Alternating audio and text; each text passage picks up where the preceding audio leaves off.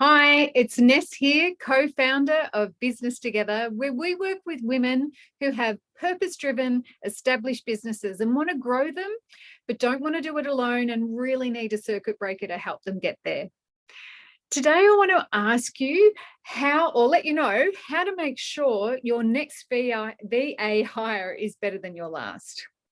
Now, it may be that you've already hired a VA in the past and it hasn't been a fabulous experience, and that was your first VA, so you're a little bit nervous about what to do next.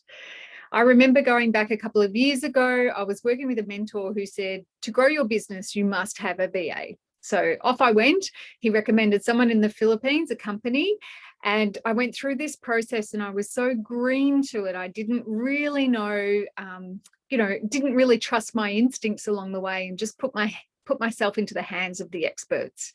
And it just ended badly. The person I hired wasn't a good fit. I kind of buried my head and ended up costing a lot of money with not a lot of return. And it was just a really negative experience. But I'm so grateful it didn't stop me, because this is what can happen, right?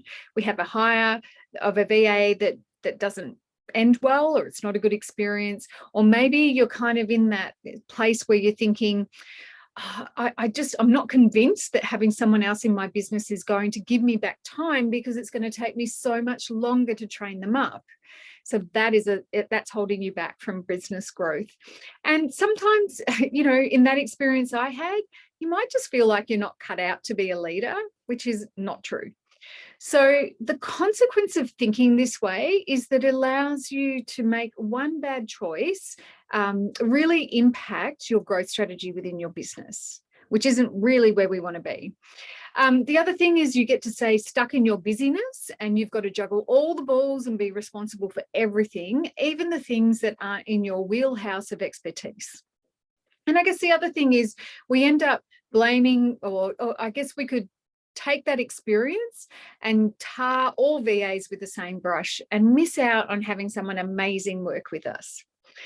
So the first step you need to make, if this is resonating with you, is to take full responsibility for what happened and start to look at how you can make improvements. So I want to share with you just some strategies that I came up with my own experience. The first one is to be really clear on the behavioral profile or the personality profile of the person that you want to work with. And that's important when it takes into consideration you and your values and the culture of your business. So you might want to put into the interview process either a question or a task that allows you to be able to identify what their strengths are and what their kind of style is. The second thing is don't make a decision based solely on price. So where I had entered into a contract for 40 hours a fortnight at a low rate, I can't remember whether it was $10 or $15 an hour, I got so much better quality work from someone that I paid $35 an hour for 2 hours a week than I did in that locked-in contract. So cheaper is not always best. The other thing is to ask other business women for referrals. If you're anything like me, you will talk loudly about the people that are awesome, because you love being able to share useful referrals to other business owners. And those that don't work out, either you're going to not refer them or you're just not going to say anything. So if you get stuck there, Nikki and I know a couple of great VAs, so please do let us know. And I guess the other thing is make time and make it a priority, especially at the beginning, to have regular meetings. And when I say regular, at least weekly, where you get to be fully present and your VA has your undivided attention. You get to set up some really clear expectations and also provide feedback of ways to improve your working together. And that should be a two-way street, right? So I guess I want you to think that by shifting some of your thinking and your mindset here, you can start to realize that you are fully capable of identifying the right person to come in and help you out in your business.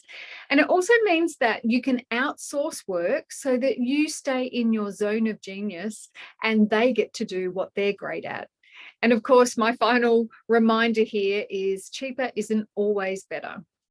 I trust that's been of use to you. Again, if you want to pick our brains at all in relation to hiring VAs, please get in touch. Other than that, have a great day. Bye.